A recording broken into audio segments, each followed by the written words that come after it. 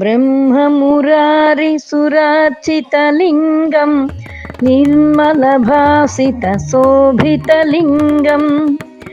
जन्मजदुःखविनाशकलिङ्गं तत्प्रणमामि सदा शिवलिङ्गं देवमुनिप्रवरार्चितलिङ्गं कामदहन करुणाकरलिङ्गं रावणदर्पविनाशकलिङ्गं तत्प्रणमामि सदा शिवलिङ्गं सर्वसुगन्धसुलेपितलिङ्गं बुद्धिविवर्धन कारणलिङ्गं सिद्धसुरासुरवन्दितलिङ्गं तत्प्रणमामि सदा शिवलिङ्गं कनकमहामणिभूषितलिङ्गं फणिपतिवेष्टितशोभितलिङ्गं दक्षसुयज्ञविनाशनलिङ्गं तत्प्रणमामि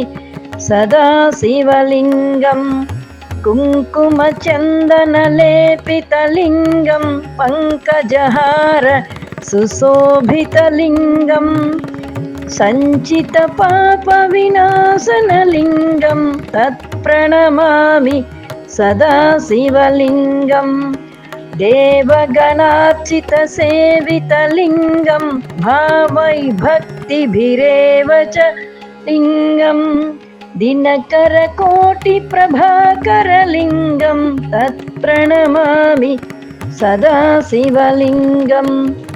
अष्टदलोपरिवेष्टितलिङ्गं सर्वसमुद्भव कारणलिङ्गम्